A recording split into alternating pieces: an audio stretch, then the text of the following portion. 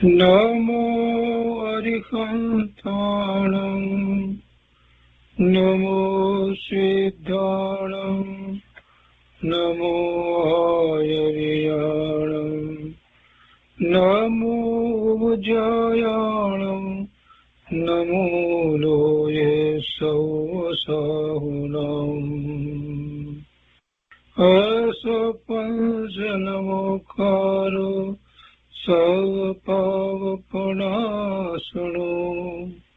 मङ्गलाणं च सौवर्ते परमं वै मङ्गलम् अज्ञानतिमिरन्धानां ज्ञानाञ्जनशलाकया चक्षुरुन्मीलितं येन तस्मै श्रीगुरुवे नमः।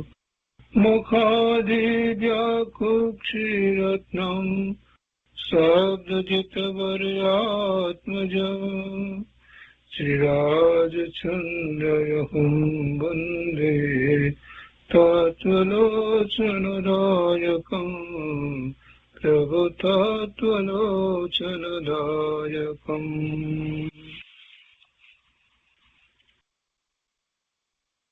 કૃપાળુદેવના વચનામૃતનો સ્વાધ્યાય. એમાં આપણે વ્યાખ્યાનસાર 1 નો સ્વાધ્યાય પૂરો કર્યો છે. આજે વ્યાખ્યાનસાર 2 નો સ્વાધ્યાય શરૂ કરીએ છીએ. પણ તે પહેલા આપણે 10 મિનિટ માટે સમ્યક્ત્વ વિશેનું થોડુંક પુનરાવર્તન કરી લઈએ, કેમ કે જે 22મો બોલ વ્યાખ્યાનસાર 1 નો હતો એની અંદર કેટલીક વાત આવી. ત્યાં સમ્યક દર્શન વિશેની મૂળતા વગેરેની જે વાત આવી, તો આપણે સહેજ એનું પુનરાવર્તન કરી લઈએ. બહુ ઝડપથી પુનરાવર્તન આપણે કરીશું, કેમ કે આખી એ તો શિબિરનો વિષય છે. પણ થોડુંક પુનરાવર્તન કરીશું તો આપણને એથી હું માનું છું કે લાભ થશે, બધાને લાભ થશે.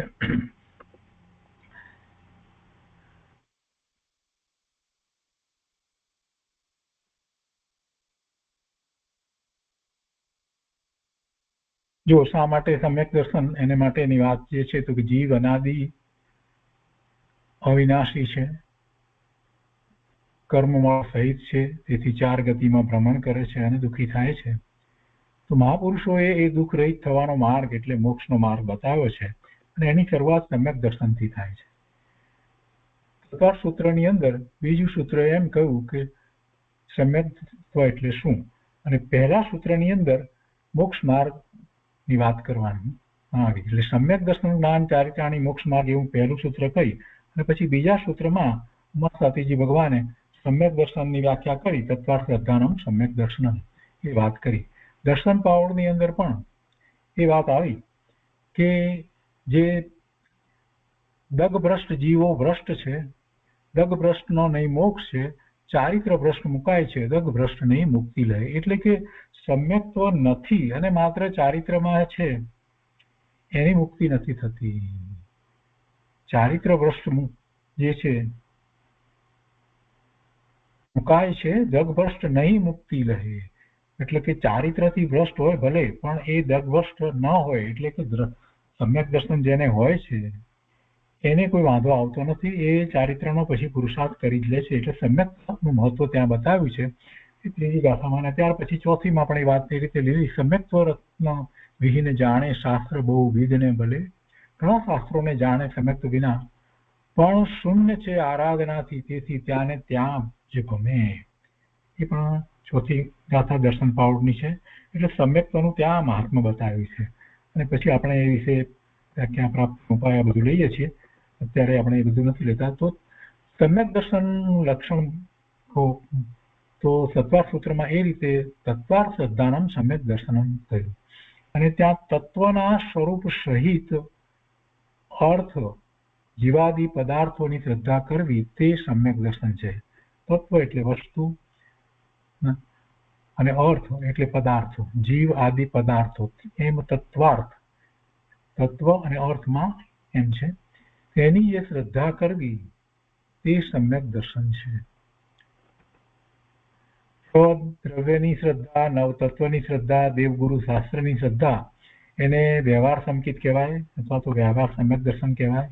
અને 6 દ્રવ્ય આપણે જાણીએ છીએ. એક જીવ ચેતન છે અને બાકીના 5 છે એ અજીવ છે, અચેતન છે.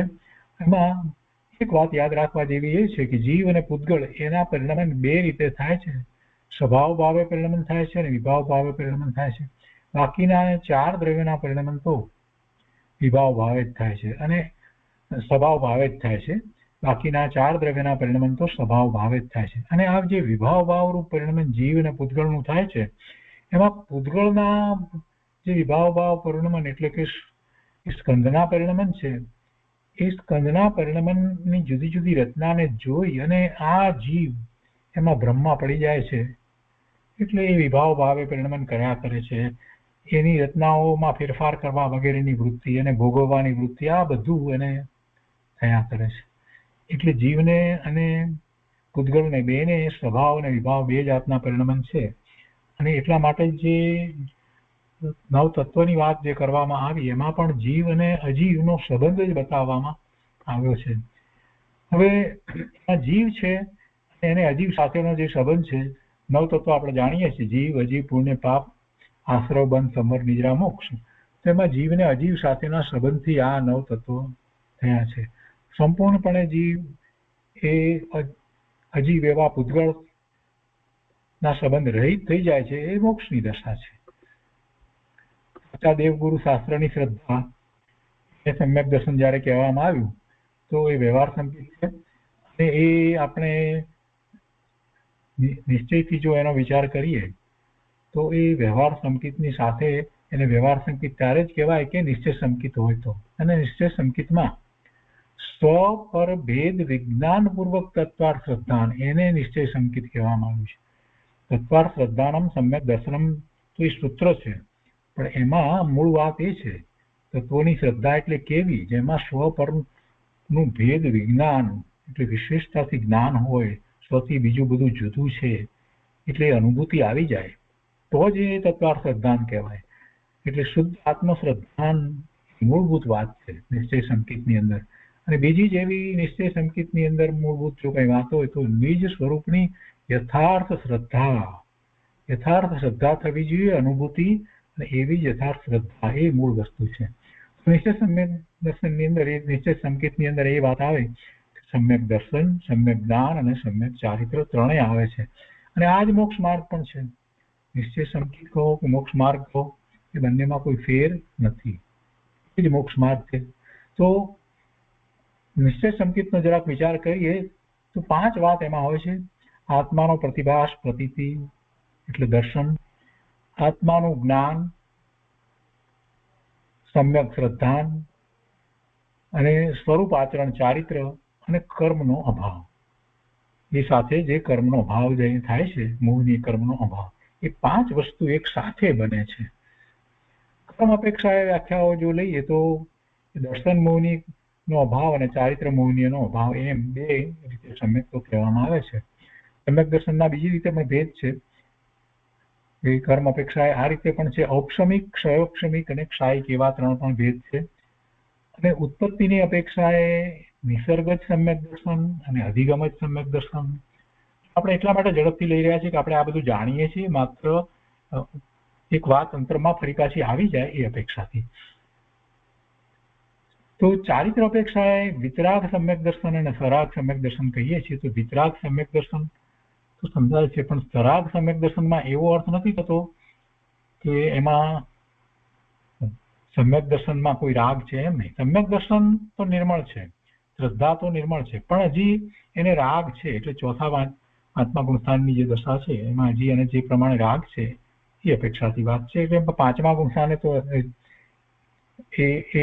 રીતે નથી ગણાતો, એને તો દેશ ચારિત્ર પણ છે. પણ ચોથા ગુણસ્થાને તો એ જે સમ્યક દર્શન જે છે એ સરાગ સમ્યક દર્શન કહેવાય છે.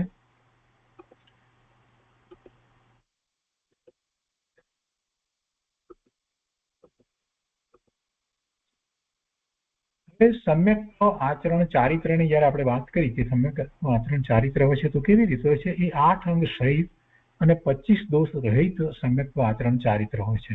તો એ 8 અંગ જે છે એ સમ્યક દર્શન થતા પ્રગટ થાય છે.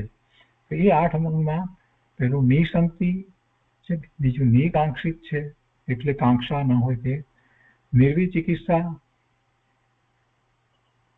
નિર્વિચિકિત્સા એટલે કોઈના પ્રત્યે ગ્લાનિનો ભાવ ન હોય તે, અમૂઢ દ્રષ્ટિ મૂળતા ન હોય તે, ઉપગુહન એટલે બીજાના દોષ જે છે એને એ ઢાંકે છે, સ્થિતિકરણ એટલે એનું દોષનું સ્થિતિકરણ કરે છે, એટલે એને દોષ થયો છે તો એ માટે સમજાવી અને સ્થિતિકરણ કરે છે. એ બંને પોતાને માટે પણ છે. વાત્સલ્ય અને પ્રભાવના એવા 8 અંગ સમ્યક દર્શન થયા પછીથી પ્રગટ થાય છે. અને જેવું સમ્યક દર્શન થાય, પહેલી વખત અનુભૂતિ થાય એટલે આ બધું એકદમ પૂરેપૂરું હોય એવી વાત નથી, પણ એ હોય છે. અને એમાં કાંઈ પણ જે સૂક્ષ્મ દોષ હોય છે એ ધીરે ધીરે એ દૂર કરે છે. હવે સમ્યકમાં નિસંગતિની વાત જે કરવામાં આવી એના વિશે સમયસારની 128મી ગાથાની અંદર એ વાત કરી કે સમ્યકવંત જીવો નિસંગતિ તેથી છે નિર્ભય અને છે સપ્ત ભય વિમુક્ત તેથી તે નિસંગ છે. 7 પ્રકારના ભયથી એ રહિત છે, એમને કોઈ ભય લાગતા નથી. કેમ કે એ નિસંગતિ છે, શંકા નથી ને. એટલે શેના સંબંધી શંકા નથી? પોતાના સ્વરૂપ સંબંધીની જયારે શંકા રહી નથી, જગતના પદાર્થો સંબંધીની શંકા રહી નથી, તો પછી ભય શેનો? 7 પ્રકારના ભય આ રીતના હોય છે. મિથ્યા દ્રષ્ટિને 7 પ્રકારના ભય હોય છે. આ લોકનો ભય, પરલોકનો ભય, આ લોકમાં શું થશે ને પરલોકમાં શું થશે ને કેમ થશે, વેદનાનો ભય, અરક્ષાનો ભય, અગુપ્તિ એવો ભય, પોતાની કોઈ બીજું જાણી લેશે તો, મરણનો ભય અને આકસ્મિક એવા 7 પ્રકારના ભય છે. અને આપણે અગાઉ વાત કરી જે સમ્યક આચરણ ચારિત્ર્યની, તો એમાં એ 25 પ્રકારના દોષ રહિત હોય છે એ પણ વાત હતી. તો 25 પ્રકારના દોષ કયા છે?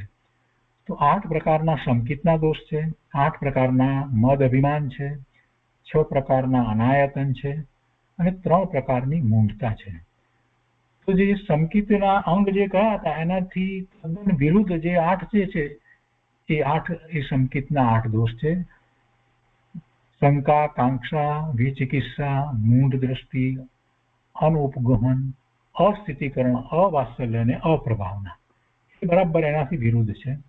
8 પ્રકારના મદ અભિમાન જે છે તે કુળનો મદ, જાતિનો મદ, જ્ઞાનનો મદ, વૈભવનો મદ, બળનો મદ, રૂપનો મદ, તપનો મદ અને અધિકારનો મદ. એ 6 પ્રકારના અનાયતન એટલે આયતન નથી એટલે રહેવાના સ્થાનને આયતન કહેવાય છે, જ્યાં આપણે હોઈએ, સ્વરૂપને વિશે રહીએ એ જ નિશ્ચયથી તો આયતન છે. તો જે 6 પ્રકારના અનાયતન છે એ કુદેવ સેવક, કુગુરુ સેવક, કુધર્મ સેવક, એટલે આની સાથે આપણે ન રહીએ, આ 6 ની સાથે આપણે હોઈએ નહીં, આ અનાયતન છે. અને 3 પ્રકારની મૂઢતા જે કહેવામાં આવી એટલે દેવ મૂઢતા, ગુરુ મૂઢતા, લોક મૂઢતા. ગમે તે હોય તે ચાલે, ગમે તે દેવને માને, ગમે તે ગુરુને માને. અને અનેક પ્રકારે લોક મૂઢતા, અનેક લૌકિક વિધિ વગેરે કર્યા કરે. આ બધું સાધક જીવને ન હોય. સમ્યક દર્શન થયું છે એવો જીવ આપણને પણ ખ્યાલમાં આવે અને એને જે પ્રગટ ગુણ છે એના દ્વારા ખ્યાલમાં આવે છે. અને એ પ્રગટ ગુણ જે છે એ પ્રશમ, સંવેગ, નિર્વેદ, અનુકંપા અને આસ્તિક્ય છે. એક પ્રકારની એના મુખ ઉપર એવી જે શાંતિ વગેરે જે હોય છે પ્રશમ છે. ધર્મની વાતમાં એને ખૂબ ઉત્સાહ હોય છે, એવો સંવેગ હોય છે. કોઈ પણ ધર્મ સિવાયની બીજી જે વાત જે છે એમાં જરાય ઉત્સાહ નથી હોતો, એવો નિર્વેદ હોય છે. અનુકંપા જીવો પ્રત્યે જે દુઃખી છે એના પ્રત્યે હોય છે. અને આસ્તિક્ય પોતાની શ્રદ્ધા, પોતે જીવ છે એવી શ્રદ્ધા અને બીજા પણ જીવ છે એવી શ્રદ્ધા, એવું આસ્તિક્ય પણ હોય છે.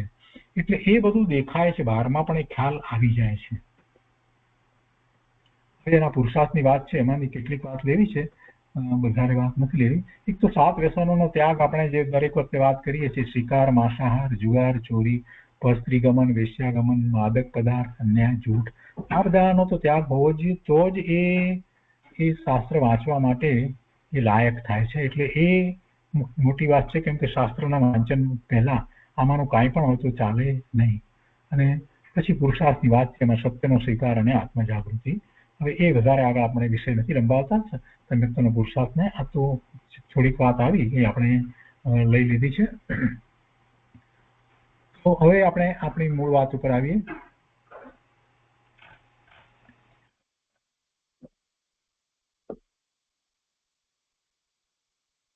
હા, પ્રાપ્ત પુરુષ સુધા તૃષા આદિ 18 દોષ રહિત હોય છે. તો એ જરાક આપણે જોઈ લઈએ, જેથી કરી અને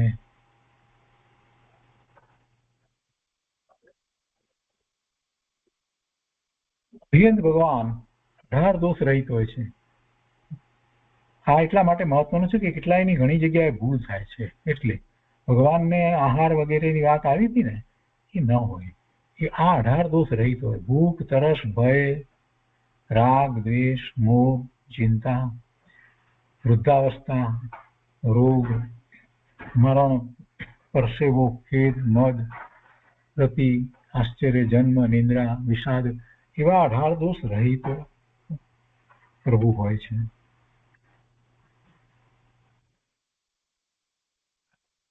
હવે વ્યાખ્યાન સાર 2 આપણે શરૂ કરીએ છીએ.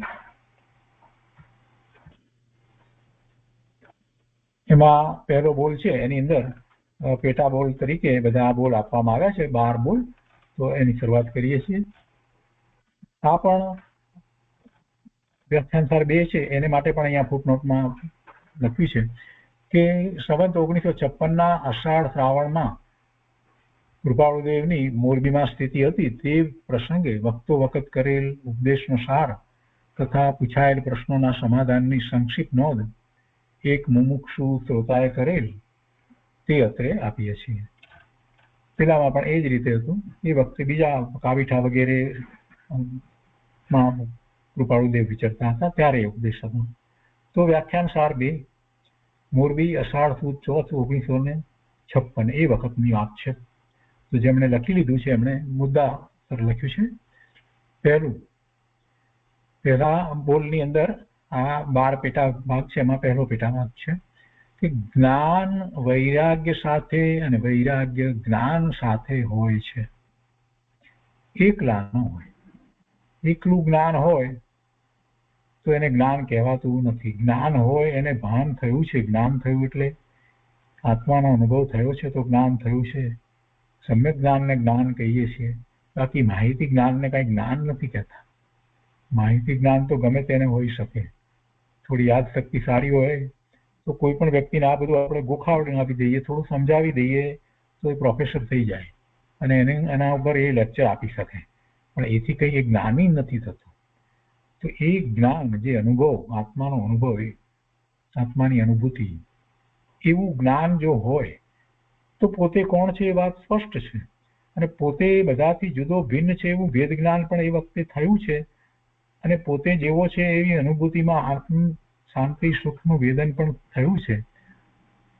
તો સાચું સુખ ક્યાંથી પ્રાપ્ત થાય એ વિશે હવે કોઈ એને આશંકા હોય નહીં.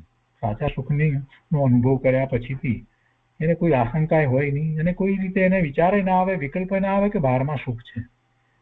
જ્યારે અનંત કાળમાં એને ક્યારેય એ સાચા સુખની પ્રાપ્તિ નહોતી થઈ, અને અનંત કાળથી એ ગમે ત્યાં સુખની શોધ કરી રહ્યો હતો અને સુખની કલ્પના કરી રહ્યો હતો, તો એનો તો એને અનુભવ છે.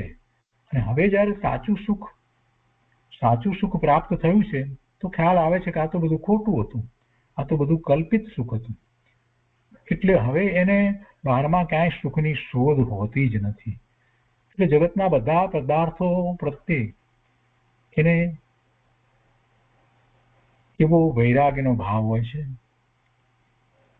એમાં કોઈ એને રસ નથી પડતો કે મને આમાંથી પોતાને સુખ થાય, એવી કોઈ વાત રહેતી નથી. એટલે એવો એનો ભાવ છે, એ વૈરાગ્ય છે. જગતના પદાર્થો પ્રત્યેનો જે એનો ભાવ છે એ એવો ભાવ છે કે એમાંથી પોતાને કાંઈ સુખ નથી કે દુઃખ નથી. અને એ જ્ઞાન છે તો છે.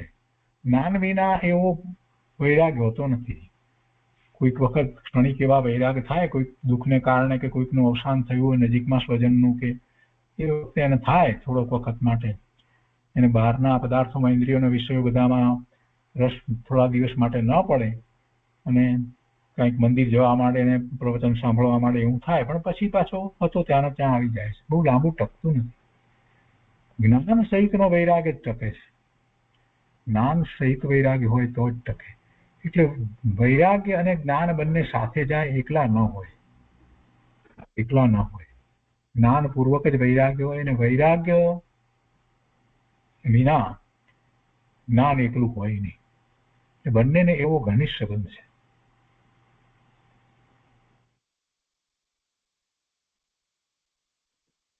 બીજું પેટાબોલ છે, વૈરાગ્ય શૃંગાર સાથે ન હોય અને શૃંગાર સાથે વૈરાગ્ય ન હોય. બંને વિરોધી છે. શૃંગારની દ્રષ્ટિ પડી હોય એને વળી વૈરાગ્ય કેવો? શૃંગારનો વિકલ્પ આવે તો પછી શું સમજવું? શૃંગારમાં એને રસ પડે એને વૈરાગ્ય છે જ નહીં. જગતના પદાર્થો પ્રત્યે જે ઉદાસીનતાનો ભાવ આવે છે, તો એ ઉદાસીનતા કેવા પ્રકારે છે? એના પ્રત્યે કોઈ તિરસ્કાર નથી. ઉદાસીનતા, જગતના પદાર્થો પ્રત્યે ઉદાસીનતા ને આપણે જે વૈરાગ્ય કહીએ છીએ, તો એ ઉદાસીનતામાં કોઈ તિરસ્કાર વગેરે નથી હોતા. એટલે કોઈ શૃંગાર કરીને નીકળ્યા હોય તો એના પ્રત્યે એને કઈ તિરસ્કાર છે એવી કોઈ વાત નથી કરવી, કે એની જોડે એ બેસે નહીં કે જાય નહીં, એવી કોઈ વાત નથી કરવી. પણ એને પોતાને એટલો વૈરાગ્ય છે એટલે એને શૃંગારની અંદર કાંઈ રસ પડતો નથી. શૃંગાર રસ પણ છે, એને શૃંગાર રસના જે સાહિત્ય જે છે, એના એવા પુસ્તકો વગેરે, એમાં એની વાર્તાઓ વગેરે, એ બધામાં કાંઈ એને રસ પડતો નથી. કોઈ રીતે એને રસ પડતો નથી. એના શૃંગાર રસથી ભરેલા નાટકો હોય, એવા સંવાદો હોય, આ બધું હોય, એને રસ નથી પડતો. બીજાઓને પડતો હોય એ દેખીને પણ એને કાંઈ નથી થતું. એનું નામ વૈરાગ્ય છે. એવો વૈરાગ એ શૃંગાર સાથે ન હોય, એનો અર્થ એ છે કે એને એ શૃંગારનો વિકલ્પ આવે નહીં, એનાથી એ પલોટાય નહીં, એને કારણે એને પડવાનું થાય એમ બને નહીં. જો એમ બને તો સમજવું કે એને વૈરાગ સાચો નથી. અને વૈરાગ સાચો નથી તેનો અર્થ એમ થયો, એનો એમ અર્થ થયો કે એને હજી આત્માની અનુભૂતિ એવી થઈ જ નથી. એને માત્ર શાસ્ત્ર અભ્યાસ દ્વારા જ બધું વાંચી અને વિચારી યાદ રાખેલું છે, એમ એનો અભ્યાસ માત્ર છે. કે જેને અનુભૂતિ થાય એવું અનુભૂતિપૂર્વકનું જ્ઞાન હોય, એને એનો જે વૈરાગ છે, જગતના પદાર્થો પ્રત્યેની ઉદાસીનતાનો ભાવ, તો એ તો સહજ ભાવ છે. કોઈના પ્રત્યે એનો દ્વેષ ભાવ નથી થતો, એને શાંત ભાવ છે. જગતના જીવો પ્રત્યે પણ એને એક પ્રકારે કરુણાનો ભાવ હોય છે. પ્રભુને તો પૂરેપૂરી કરુણાનો ભાવ છે, કેમ કે એમણે જે પ્રાપ્ત કર્યું છે એવું જ બધા જીવો પ્રાપ્ત કરી શકે, એ વાત એમના જ્ઞાનમાં આવી છે. એટલે પણ છતાંય સમ્યકદર્શીને પણ એમ છે કે મને જે પ્રાપ્ત થયું એ બીજાને પ્રાપ્ત થાઓ. એટલે એને એ રીતે બીજાઓ એ પ્રાપ્ત નથી કરતા તો સહેજ કરુણાનો ભાવ આવે છે, પણ એને અનુકંપાનો ભાવ પણ હોય. પણ શૃંગાર ક્યાંથી બને? આવી દશા હોય ત્યારે શૃંગાર ક્યાંથી હોય? એટલે આ પહેલો અને બીજો જે છે પેટાબોલ, એ બહુ સરસ રીતે સાથે સમજવા જેવા છે. આગળ ત્રીજા પેટાબોલમાં કહે છે કે વિતરાગ વચનની અસરથી ઇન્દ્રિય સુખ નીરસ ન લાગ્યા તો જ્ઞાનીના વચનો કાને પડ્યા જ નથી, એમ સમજવું. વિતરાગ વચનની અસર તો થવી જ જોઈએ. વિતરાગ પરમાત્માના વચનને આપણે સાંભળીએ, સમજીએ અને એવી અસર થાય, એનો સ્વીકાર તરત જ થઈ જાય કે એમ જ છે, વસ્તુ સ્વરૂપ એમ જ છે, આત્માનું સ્વરૂપ એમ જ છે, જગતનું સ્વરૂપ એમ જ છે, પોતે શુદ્ધ જ છે અને પોતાના શુદ્ધ સ્વરૂપને પ્રગટ કરવા માટે પોતે સક્ષમ છે, એમ જ છે. અને પોતાના સ્વરૂપમાંથી જ એને અવ્યાભાસ સુખ શાંતિ આનંદની પ્રાપ્તિ થાય, બીજે ક્યાંયથી થાય નહીં. અને અનંત જીવોએ એમ જ કર્યું છે. અનંત જીવો એ જ રીતે સુખને પ્રાપ્ત કરી ચૂક્યા છે, વર્તમાનમાં પણ કરી રહ્યા છે, અને કેટલાય જીવો એવો પુરુષાર્થ કરી રહ્યા છે. તો એ વાત ભગવાનની વાણીમાંથી એને પ્રાપ્ત થઈ હોય અને એની કાંઈ અસર ના આવે અને ઇન્દ્રિય સુખમાં નીરસતા ન લાગે, એમાં હજી રસ પડ્યા કરતો હોય, તો એનો અર્થ એ થયો કે એને જ્ઞાનીના વચનો ખરેખર સાંભળ્યા જ નથી, એટલે કે કાને પડ્યા જ નથી, એમ સમજવું. બીજી રીતે કહીએ તો વિતરાગ વચનની અસર તો આવવી જ જોઈએ. કાંઈક ને કાંઈક અસર તો થાય જ, ન થાય એમ બને જ નહીં. મૂંડ જીવને ન થાય, બાકી જે મોક્ષાર્થી છે, મોક્ષનો અભિલાષી જે છે, એને તો અવશ્ય થાય. જેને નિર્ણય થયો છે, ભવના ભ્રમણથી થાક્યો છે, એને તો વિતરાગ વચનની અસર થાય જ. જ્ઞાનીના વચનો નિષ્ફળ નથી જતા. કોઈને કોઈ જીવ તો ત્યાં એવા હોય જ છે કે જેને એની એવી અસર થતી હોય છે. જેને નથી થતી એને એનો પોતાનો દોષ છે. બીજાઓને જ્ઞાનીના વચનની અસર થાય છે અને એ મોક્ષ માર્ગમાં તીવ્ર રુચિપૂર્વક જોડાઈ જાય છે અને એવો પુરુષાર્થ કરે છે. તો મને કેમ નથી થતી? તો એમાં મારો દોષ છે. જ્ઞાનીના વચનનો કોઈ દોષ નથી. અહીંયા ચોથા પેટાબોલમાં કહે છે કે જ્ઞાનીના વચનો વિષયનું વમન અને વિરેચન કરાવનારા છે. જ્ઞાનીના વચન તો એવા હોય, વિષયનું વમન ઉલટી કરી નાખે. વિષયો એને વિકલ્પ સહિત છે અને એવા વિકલ્પો જે છે એ સાથે રહેલો એનો ભાવ છે અશુભ ભાવ છે. પાંચે ઇન્દ્રિયના વિષયો અને એમાં જ એ આગળ વધતો જાય છે તેમ પાપમાં આગળ વધતો જાય છે. એટલે એવી એની દશા થઈ જાય છે કે પછી એને જીનવાણી પ્રાપ્ત ના થાય, ક્યાંય તિર્યંચમાં ચાલ્યો જાય. વધારે એમાં આગળ વધ્યો હોય અને એને તીવ્ર એવો વિષય હોય અને એને માટે થઈ અને ક્યારેક એ હિંસા પણ આદરી ચૂકે તો એ નરકમાં પણ જાય. એટલે એ વિષયો સમજવાની જરૂર છે કે વિષયોને કારણે મારું કેટલું પડવાપણું થાય છે.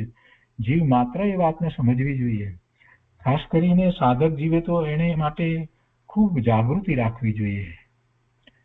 અને એટલા માટે જ જ્ઞાની પુરુષો એ વિષયોથી રહિત થવાનો ઉપદેશ આપે છે, જીતેન્દ્રિયપણાનો ઉપદેશ આપે છે અને એમના વચનો દ્વારા એ વિષયો જાય જ. એટલે વિષયોનું વમન થાય.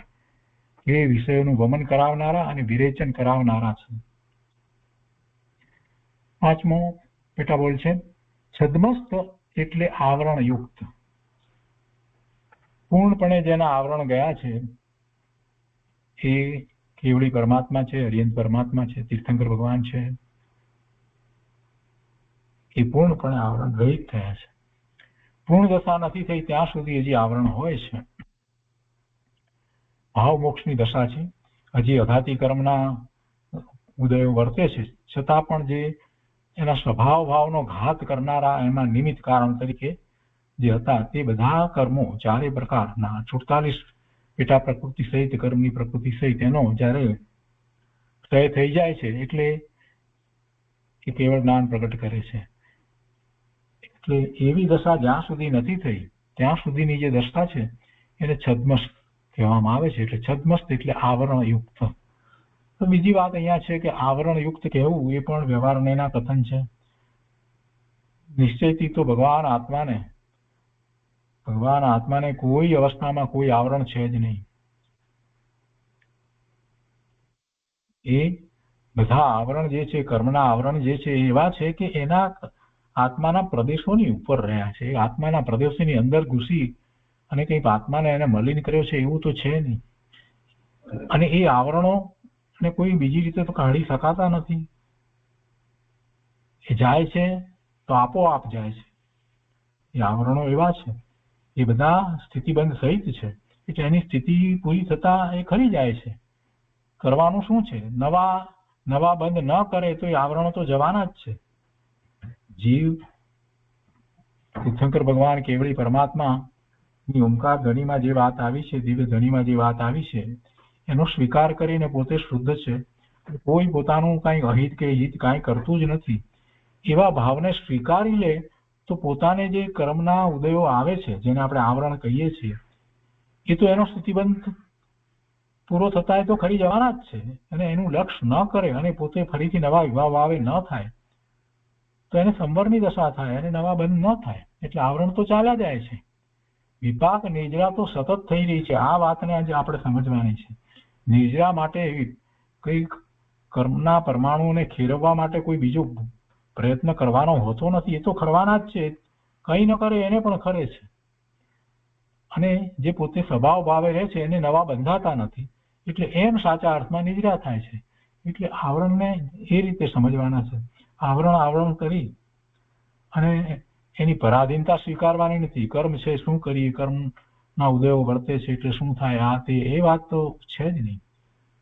અને ગુરુદેવ તો વારંવાર એ વાત કરે છે કે તું તારા સ્વરૂપમાં જા, એનો અનુભવ કર, તો એ બધા એ મિથ્યાત્વના આવરણો ચાલ્યા જશે. જે સમયે આત્માની અનુભૂતિ થાય છે એ જ વખતે દર્શન મોહનીય જાય છે. કોઈ દર્શન મોહનીય કર્મની પ્રકૃતિને કોઈ પકડીને કાઢવા બેઠું છે? કોણ કાઢે છે? આને અહીંયા સમ્યક દર્શન થાય છે ને પેલા કર્મના રજકણો જે છે તે ખરે છે. પછી એનું બધું વિશેષતાથી સૂક્ષ્મપણે ઘણી બધી વાત આવે, એ પણ આખું મોટું શાસ્ત્ર છે કર્મનું. પણ એ બધા ને આપણે જાણીએ સમજીએ, પણ છેવટે પુરુષાર્થમાં ત્યાં કંઈ કરવાનું નથી. જે કરવાનું છે એ તો સ્વરૂપને વિશે કરવાનું છે, આત્માને વિશે કરવાનું છે. એટલે આવરણ કરીને ડરવાની, ભયભીત થવાની જરૂર નથી. એના બદલે એ આવરણો છે કર્મના, એના ઉદય આવવાના જ છે ને આવશે, એનો સ્થિતિબંધ થશે ત્યાં સુધી રહેવાના છે, અને પછી ઉદય આમાં આવીને ખરવાના જ છે. મારે મારું કાર્ય કરવાનું છે. હું એ આવરણોને પકડીને દૂર કરવા માટે શક્તિમાન નથી, પરંતુ મારા સ્વભાવ ભાવે પરિણમવા માટે શક્તિમાન છું. આ વાતને એમાંથી સમજવાની છે. એટલે જે છદ્મસ દશામાં છે એ આજનો છદ્મસ છે, એ પછી ભવિષ્યનો કેવડી થાય છે. પછી છઠ્ઠો બોલ છે શૈલેષીકરણ. એનો અહીંયા અર્થ છૂટું પાડી, શબ્દને સંધિ છૂટી પાડીને સમજાવી છે. શૈલ એટલે પર્વત, ઈશ એટલે મોટા, શૈલેષીકરણ એટલે મોટા, એટલે પર્વતોમાં મોટા એવા મેરુ જેવા અકંપ ગુણવાળા, એને શૈલેષીકરણ કહેવામાં આવે. શૈલેષીકરણ થાય છે ધ્યાનની અંદર એવી અકંપ દશા, એને માટે એ શબ્દ પ્રયોગ કરવામાં આવે છે. એમાં 7મા પેટાબોલમાં કહે છે કે અકંપ ગુણવાળા એટલે મન વચન કાયાના યોગની સ્થિરતા વાળા. કેમ કે કંપન જે છે એ યોગને કારણે છે, અને યોગ શું છે? મન વચન અને કાયા એના યોગ છે. એની સાથે જીવ જોડાઈ અને જે પ્રવર્તન કરે છે મન વચન અને કાયા સાથે, તો એને કારણે એના આત્મ પ્રદેશોનું કંપન થાય છે. એટલે સાચા અર્થમાં તો એ યોગ છે. કાયા, વચન અને મન એની સાથે જોડાઈ અને જીવને જે આત્મ પ્રદેશોનું કંપન જે થાય છે, એ કંપન એવું છે કે એમાં એને ભાવકર્મ બંધાય છે, ભાવ આશ્રવ થાય છે, ભાવકર્મ બંધાય છે, અને પછી દ્રવ્ય આશ્રવ અને દ્રવ્ય કર્મ બંધાય છે. એટલે કેટલીક વખત સમજાવવા માટે એમ કહેવામાં આવે કે આવું કંપન થાય છે એટલે કાર્બન રજકણો આવે છે અને આત્માના પ્રદેશ સાથે ચોંટે છે, આવી રીતે પણ સમજાવવામાં આવે છે. પણ અકંપ ગુણવાળા એટલે કે જેને હવે મન વચન કાયા નો યોગ છે, છતાં એ યોગપૂર્વક પ્રવર્તતા નથી, એવી જેની સ્થિરતા થઈ છે મન વચન અને કાયાને વિશે, જેને એવી સ્થિરતા થઈ ગઈ છે, એને અકંપ દશા થાય છે. મુનિઓને એવી અકંપ દશા 7મા ગુણસ્થાનની દશામાં હોય છે. પૂર્ણપણે અકંપ દશા તો 14મા ગુણસ્થાને થાય છે. ત્યાં પછી મન વાણી કાયાનો યોગ રહેતો નથી. 13મા ગુણસ્થાને પણ મન વાણી કાયાના યોગ છે, પણ પ્રભુનું પ્રવર્તન મન વાણી કાયા પ્રમાણે થતું નથી, એ દ્વારા થતું નથી. એ પછી 8મો પેટાબોલ છે મોક્ષમાં આત્માના અનુભવનો જો નાશ થતો હોય તો તે મોક્ષ શા કામનો? મોક્ષ મુક્ત દશા થાય પછી કોઈ અનુભવ રહેતો નથી એમ જો કહેવામાં આવે, કોઈ અપેક્ષાએ કહેવામાં આવ્યું હોય, વાત તો બીજી કરવી હોય, પણ એમાં કહ્યું કે કોઈકે એમ કહી દીધું હોય તો એની ભૂલ થઈ જાય. મોક્ષ થાય એટલે પછી અહીંનું કંઈ રહે નહીં એમ એવી કેટલાકની માન્યતા છે. એટલે એ રીતે તો ભાઈ શરીર નથી રહેતું, મન નથી, વાણી નથી, એ બધું છૂટી ગયું, પણ એનો જ્ઞાન સ્વભાવ થોડો ચાલ્યો જાય છે. અને એ વખતે જયારે સમ્યક દર્શન થયું એ વખતનો જે અનુભવ હતો એ તો એના જ્ઞાન સ્વભાવને કારણે હતો. એને એ અનુભવ એના કઈ મનને કારણે હતો, એને દ્રવ્યશ્રુતનો અભ્યાસ કર્યો એટલે હતો એમ નથી. આ વાતને સમજવાની છે. છતાંય સમ્યક તો પ્રગટ કરવા માટે દ્રવ્યશ્રુતનો અભ્યાસ કરી અને આત્માના સ્વરૂપને, જગતના સ્વરૂપને જેમ છે તેમ જાણવું અને એવું સ્વીકારવું એ પણ જરૂરી છે. અને એમ કરી અને પોતાના સ્વરૂપની દ્રઢતા સવિકલ્પ દશામાં કરવી પણ એવી દશા સવિકલ્પ દશાની અંદર એવી દ્રઢ શ્રદ્ધા પોતાના સ્વરૂપ વિશેની ન કરે તો સ્વરૂપનું લક્ષ્ય ક્યાંથી કરશે? એટલે એ બધું મોક્ષ માર્ગના પુરુષાર્થમાં તો હોય છે. અને પહેલી વખત એવો અનુભવ થયો છે તો પછી બહાર આવે છે તો એને સ્મૃતિ તરીકે એ બધું રહ્યું છે. એટલે કોઈને એમ થાય કે પછી મોક્ષ થાય ત્યારે પછી એમાંનું ક્યાં કાંઈ રહે છે, શરીરે નથી રહેતું તો પછી એ સ્મૃતિ એ રહેતી નહીં હોય, કેમ કે બધું ગયું. તો અહીંયા એ વાત સમજાવી છે કે એનો જ્ઞાન સ્વભાવ છે. તો મોક્ષ થાય ત્યારે તો જ્ઞાન સ્વભાવ પૂર્ણપણે ઉઘડ્યો છે, પૂર્ણપણે જ્ઞાન સ્વભાવ કેવળ જ્ઞાન છે. તો કેવળ જ્ઞાનમાં એ જ્ઞેય માત્રને જાણે તો એમાં જગતના બધા પદાર્થોના ત્રણેય કાળના જ્ઞેયને જાણે, ત્રણ લોકના, તો પછી પોતાના જ્ઞેયોને પણ જાણે ને. એટલે કે આત્માનો અનુભવ જે થયો એનો નાશ થતો નથી. એક અપેક્ષા આ રીતે સમજવાનું. બીજી અપેક્ષા એ વાત છે કે જે અનુભવ જે છે એ અનુભવ કરતા વધારે ઊંડાણપૂર્વકનો અનુભવ તો આગળ મોક્ષ માર્ગમાં જે આ 7મા ગુણસ્થાને છે ત્યારે થાય છે, અને એથી વધારે વિશેષ ઊંડાણપૂર્વકનો અને વધારે સમયનો એવો તો એમાં શ્રેણી ચડે છે ત્યારે થાય છે. અને પછી 13મા ગુણસ્થાનની દશામાં આવે છે ભાવ મોક્ષની, પછી એવો અનુભવ છે. તો જે શરૂઆત થઈ હતી, જે અંશ હતો એ પૂરેપૂરો થાય તો પેલો અંશનો નાશ થાય છે. બીજ ઉગી ત્યારે બીજનો જે ચંદ્રમા હતો એ પછી પૂનમના દિવસે નથી, તો પછી બીજનો ચંદ્રમા ક્યાં ગયો? અરે ભાઈ, એ જ ચંદ્રમા પૂર્ણપણે જ પ્રકાશી રહ્યો છે, એમાં કઈ એનો નાશ થોડો થાય છે. એટલે એ રીતે પણ સાથે સમજવાનું છે. તો મોક્ષમાં આત્માના અનુભવનો જો નાશ થતો હોય તો તે મોક્ષ શા કામનો? એટલે એમ હોતું નથી, નાશ થતો જ નથી. 9મો પેટા બોલ છે, આત્માનો ઉર્ધ્વ સ્વભાવ છે તે પ્રમાણે પ્રથમ ઊંચો જાય અને વખતે સિદ્ધશિલાએ ભટકાય. જો કોઈ એવું થતું નથી સિદ્ધશિલાએ ભટકાય એટલું, પણ આ તો એક વાત લીધી છે, પ્રથમ એ ઊંચો જાય. પણ પછી વાત તો બીજી કરવી છે અહીંયા કે વખતે સિદ્ધશિલાએ ભટકાય પણ કર્મરૂપી બોજો હોવાથી નીચે આવે. જેમ ડૂબેલો માણસ ઉછાળાથી એક વખત ઉપર આવે છે તેમ, પણ પાછો છેવટે તો એ ડૂબેલો માણસ નીચે અંદર જ જાય. એટલે કહેવાનો આશય એ છે કે કર્મરૂપી બોજો હોવાથી જીવ નીચે જાય છે, એટલે નીચી ગતિમાં જાય છે. નીચી જેમ એને વધારે એવો કર્મનો બોજો છે એમ એની ગતિ હલકી હલકી થતી જાય છે. એને કર્મણે પરમાણુઓ, કર્મણે વળગણાઓ જેટલી વધારે છે ને એ પ્રમાણે એની ધીણી દશા થતી જાય છે. એક તિર્યંચમાં, અને તિર્યંચમાં પછી એમાં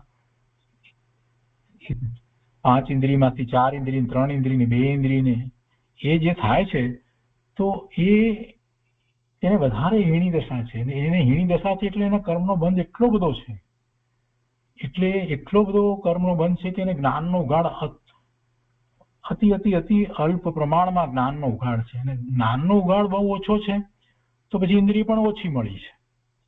આપણે ગઈકાલે આ ઇન્દ્રિય દ્વારા જ્ઞાનની વાત હતી, તો અહીંયા આ વાત પણ સમજવા જેવી છે કે કોઈને એમ કે ચક્ષુ ઇન્દ્રિય નથી તો એ ક્યાં જોઈ શકે છે? પણ ભાઈ, એ ચક્ષુ ઇન્દ્રિય નથી માટે નથી જોઈ શકતો એમ નહીં, પણ એને ચક્ષુ નથી મળ્યા, ચક્ષુ ઇન્દ્રિય નથી માટે નથી જોઈ શકતો એમ નહીં. તે ચક્ષુ નથી મળ્યા એનું કારણ જ એ છે, એનું કારણ એ છે કે એની એટલી હીણી દશા છે કે એને જ્ઞાનનો ઉઘાડ એટલો ઓછો, અને જ્ઞાનનો ઉઘાડ એટલો ઓછો હોય તો પછી એને ઇન્દ્રિય ઓછી મળે, તો એને ઇન્દ્રિય ઓછી મળે. એટલે જેમ જેટલી ઇન્દ્રિય મળી છે એ પ્રમાણે એના ઉપરથી આપણને ખ્યાલ આવે છે કે એને જ્ઞાનનો કેટલો ઉઘાડ છે.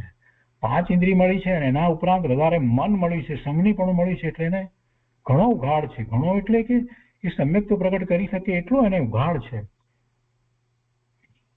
સંજ્ઞી પંચેન્દ્રિયને તો. એટલે એ જેમ કર્મ વધારે છે એમ એમ એની હીણી દશા થાય છે, અને એની અવગાહના પણ એ પ્રમાણે નાની થતી જાય છે. એટલે કે શરીર એટલું નાનું મળે છે તો એની અવગાહના પણ એ પ્રમાણે સંકોચાઈ અને નાની થઈ જાય છે. એ કીડીમાં જાય કે કોઈ ઝીણા એમ કે જીવાતમાં જાય, એ બધામાં જાય તો શું થાય? એને વધારે કર્મ છે, એને કર્મના પરમાણુ ખૂબ વધારે પ્રમાણમાં લાગેલા છે, ઓછા નથી. અને એને જ્ઞાનનો ઉઘાડ અતિ અતિ અતિ અલ્પ છે એટલે એ પ્રમાણે એને ઇન્દ્રિય મળે છે. થોડો વધારે છે તો 2 ઇન્દ્રિય હોય, 3 ઇન્દ્રિય, 4 ઇન્દ્રિય, એ પ્રમાણે હોય. એટલે એ સૂચવે છે. એટલે છેવટે તો જ્ઞાન તો એનો સ્વભાવ છે માટે થાય છે. અને આમે બીજી રીતે જોઈએ તો સહેજ ગઈકાલની વાત હતી એટલે જરાક વાત કરું છું. કૃપાળુદેવને આંખથી જોયા વિના કેવી રીતે ખબર પડી કે 2 લોકો કચ્છથી આવે છે અને એમના નામ પણ પાછા એમને આવડતા હતા અને એને માટે એમને તૈયારી કરવાનું પણ કહ્યું. કૃપાળુદેવને લેવા માટે આવતા હતા કે આ એમને સાંભળ્યું એટલે કે આમને લઈ જઈએ આપણે ભણવા માટે મૂકી આ વિદ્વાન બાળક છે. તો એમ કૃપાળુદેવ તો સામે જઈને એમને સામે ચાલીને ગયા અને એમને નામથી બોલાવ્યા. કેવી રીતે ખબર પડી? કઈ ઇન્દ્રિય દ્વારા જાણ્યું? એવા તો કેટલાય પ્રસંગો છે. કૃપાળુદેવના પ્રસંગ છે ને કેટલાય મહાપુરુષોના. આમ નામ કહી દે આ જગ્યાએ આમ થઈ રહ્યું છે, ક્યાં કઈ ઇન્દ્રિયથી કહ્યું. એટલે જ્ઞાન સ્વભાવનો ઉઘાડ છે. એના પછી સામે એ વખતે એવું જ નિમિત્ત હોય, એવું નિમિત્ત હોય, બીજું કાંઈ નથી. અને આપણે આ રીતે જ જોઈએ છીએ કે અહીંયા જે ઇન્દ્રિય વધારે મળી છે તો આપણે સમજીએ કે ભાઈ નિમિત્તો એટલા મળ્યા છે તો એને જ્ઞાનનો ઉઘાડ વિશેષ હશે હોય. પણ એ કાંઈ જ્ઞાનનું કારણ નથી. જ્ઞાન તો એનો સ્વભાવ જ છે. જ્ઞાન તો એનો સ્વભાવ છે. જેવા ભાવ કર્યા છે એ પ્રમાણે જ્ઞાનના ઉઘાડ ભવિષ્યમાં પ્રાપ્ત થાય છે.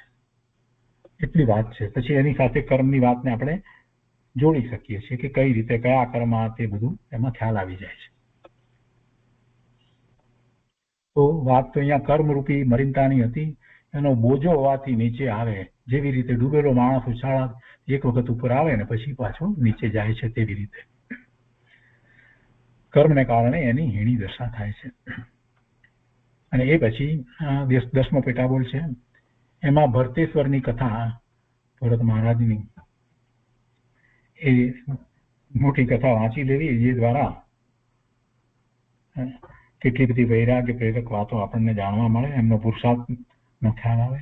એવી જ રીતે સદર ચક્રવર્તીની એમના 60,000 પુત્રના મૃત્યુના શ્રવણથી જે રીતે એમને વૈરાગ વગેરે થયો એની પણ વાત છે. એ રીતે નમિરાજશ્રીની કથા, મિથિલા બળતી દેખાડી વગેરેની પણ કથા છે. એ બધી કથાઓ છે. એના સંબંધી એમણે ત્યારે ત્યાં વાત કરી હશે. પછી બીજો બોલ છે. બીજા બોલની અંદર પહેલો પેટા વિભાગ છે. એમાં કહે છે કે જૈન એ આત્માનું સ્વરૂપ છે. તે સ્વરૂપ ધર્મને પ્રવર્તાવનાર પણ મનુષ્ય હતા.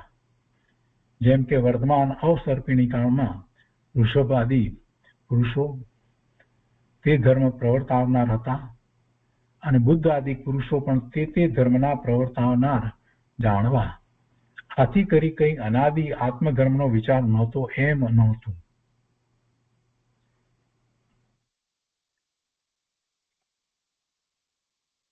આ વિષય ઉપર થોડી વધારે વાત આપણે આવતા સ્વાધ્યાયમાં કરીશું.